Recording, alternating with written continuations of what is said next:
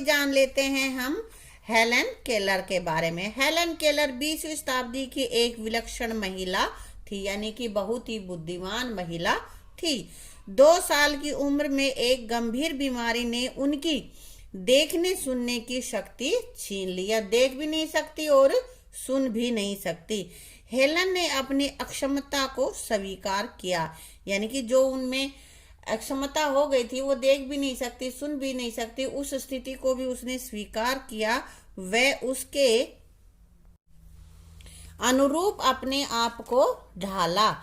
मई 1888 में Helen Boston स्थित parking institute for the blind संस्थान में दाखिल हुई। वहां पे उन्होंने एडमिशन लिया। ये देखो पिक्चर बनाई हुई है यहाँ पे हेलन की। 24 वर्ष की अवस्था में कला स्नातक की डिग्री हासिल की और उसने कला स्नातक किया, बीए की आर्ट से करने वाली वह पहली दृष्टि बाधित व बधिर महिला थी। दृष्टि बाधित जिनको दिखाई नहीं देता, दिखने में जिनको दिक्कत है, और बधिर होता है जो उनको सुनाई नहीं देता, बहरा। दूसरों के साथ पारस्परिक संवाद संभव करने के लिए प्रतिबद्ध हेलन ने बातचीत करना सीखा। होठों के स्पर्श से लोगों की बात समझने का हुनर सीखना उनकी अद्भुत स्पर्श क्षमता का प्रमाण था।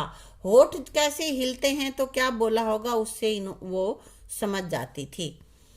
हेलन केलर ब्रेल और हाथों के स्पर्श से सांकेतिक भाषा समझने में भी निपुण थी। हेलन केलर को घूमने, खेलने, पशुओं के साथ रहने, थिएटर देखने, समुद्री यात्रा करने का शौक था। उन्होंने ग्रामीण परिवेश से प्यार था। वो गांव में रहना बहुत अच्छा उनको लगता था। सामाजिक कार्यों के लिए हेलन को कई बार सम्मानित किया गया।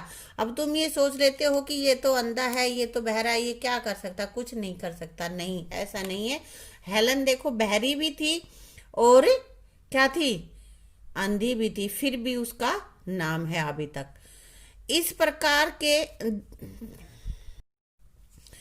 उन्होंने नेत्रहीनों के लिए कई महत्वपूर्ण कार्य किए। जो लोग बोल नहीं सकते वे कुछ संकेतों के माध्यम से अपनी बातें समझाते हैं। इसी प्रकार के कुछ संकेत नीचे दिए गए हैं, इन्हें ध्यान से देखो और ऐसे ही कुछ संकेत तुम स्वयं बनाओ और अपने साथियों के साथ इनका संकेतों में बात करो। देखो कुछ संकेत यहाँ पे दे रखे हैं बेटा, जैसे हेलो, किसी को ग्रीट करते हैं ना, गुड बाय, बाय बाय करते हैं, कृपया। ये देखो को कहाँ है हमारा राइट हैंड, कैसे कर रखा है उंगलियों के और ये अंगूठों को मिला के, है ना। आपका स्वागत है, स्वागत के लिए किस तरह किया है, और हाँ, हाँ के लिए क्या है, माफ करना। ये देखो दिल के पास हाथ रखा है, दिल से माफ करते हैं ना। धन्यवाद, यहाँ पे इसने उल्टे हाथ का प्रयोग किया है, लेफ्ट हैंड साइड। यहाँ भी ये लेफ्ट हैंड साइड नहीं के लिए, और कौन सा, इसमें दोनों अंगूठों का और उंगलियों का इनका प्रयोग किया है ना इसने। तो ये कुछ संकेत बना रखे हैं, ठीक है। आओ ये भी करें। विशेष आवश्यकताओं वाले की नहीं बेटा, इनको ना मैं अपना थोड़े ये लंबे हैं, इनको पीछे करवा दूं। अब बेटा आगे ये क्वेश्चन है ना, इसको हम बाद में लिखवा के करेंगे। ये देखते हैं, जो लोग बोल या सुन नहीं सकते वे दूसरों को अपनी बातें कैसे समझाते हैं। नहीं तो बोल सकते, नहीं सुन सकते, तो वो कैसे करते हैं, वो संकेतों के माध्यम से अपनी बातें समझाते हैं। ये क्वेश्चन हमें अलग से लिखने हैं। अब आगे है, संयुक्त परिवार के कुछ सदस्य किन कारणों से दूसरे स्थानों पर रहने के लिए चले जाते हैं। संयुक्त परिवार कौन होता है, जिसमें मम्मी पापा चाचा बुआ दादा दादी, बड़ा परिवार जो होता है सारे इकट्ठे रहते हैं, उसको संयुक्त परिवार कहते हैं। लेकिन संयुक्त परिवार में से कुछ लोग दूसरी जगह पे जाकर रहने लग जाते हैं। क्यों क्यों रहते हैं, एक तो नौकरी की वजह से हो सकता है, भाई किसी की नौकरी दूसरी जगह लगी हुई हो, है ना, तो इस वजह से वो चले जाते हैं। या व्यवसाय करने, कोई काम धंधा दूसरी जगह कर रहे हो, या फिर पारिवारिक झगड़ों की वजह से, ज्यादा झगड़े हो रहे हो तो उनसे बच के दूसरी जगह रहना शुरू कर देते हैं।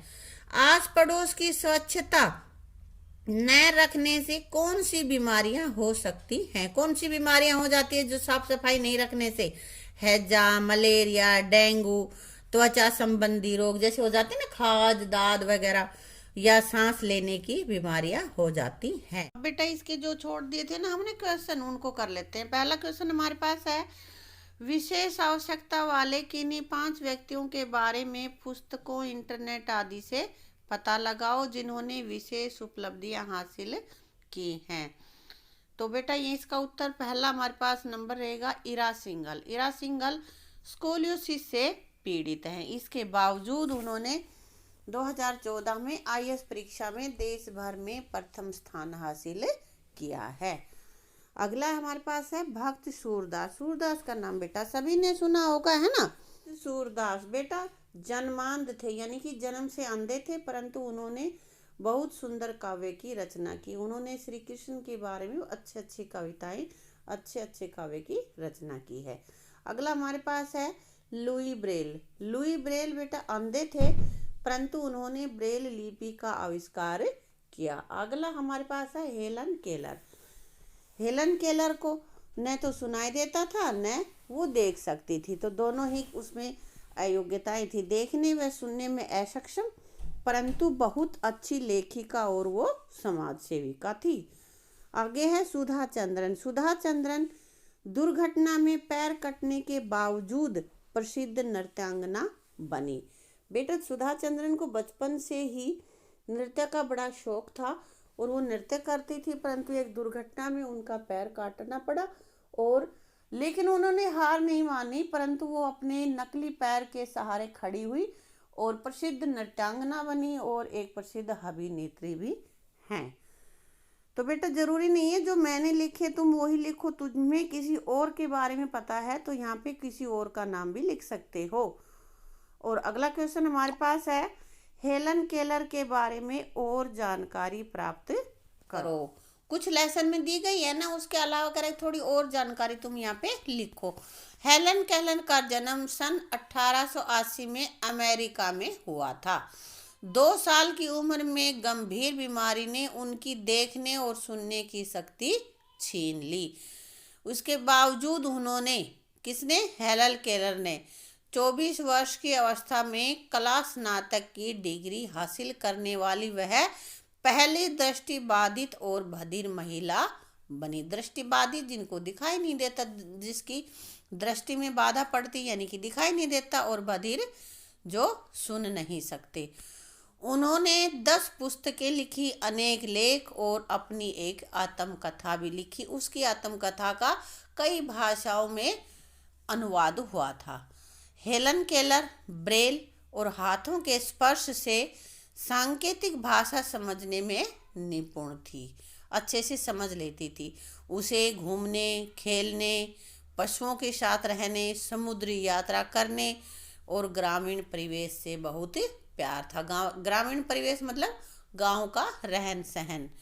उन्होंने नेत्रहीनों के लिए कई महत्वपूर्ण काम किए। खुद भी नेत्रहीन थी ना, तो इसलिए वो नेत्रहीनों का दर्द समझती थी, तो उन्होंने नेत्रहीनों के लिए कई महत्वपूर्ण कार्य किए और सन 1968 में इनकी मृत्यु हो गई।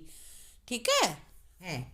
अब आगे बेटा कुछ खालिस्तान है और इनको ऊपर दे रखा है, इन्हीं में से शब्दों में से छांट के तुम्हें यहाँ पे भरना है। मैंने लिख रखा है, देख लेते हैं एक बार। जो लोग देख नहीं सकते वे लिपि से पढ़ते हैं। किस लिपि से पढ़ते हैं? ब्रेल लिपि से। लुई ब्रेल ने किया था ना इसका आविष्कार। हाँ, हेलन केलर पहली वह बधिर स्नातक महिला थी। कैसी? दृष्टि बाधित, दिखने भी नहीं आता, उसको दिखता भी नहीं था और वो बधिर भी थी। ब्रेल लिपि में बिंदु होते हैं, कितने बिंदु होते हैं? 6। आगे रीढ़ की हड्डी की एक समस्या क्या है? स्कोलियोसिस। ये एक रीढ़ की हड्डी की समस्या है। ब्रेल लिपि के जनक कौन है? Louis Braille. ठीक है बेटा। तो बेटा इसी के साथ ये अपना लेसन यहीं पे कंप्लीट हो जाता है और आगे का लेसन हम करेंगे अपने अगले वीडियो में। ठीक है। Thank you.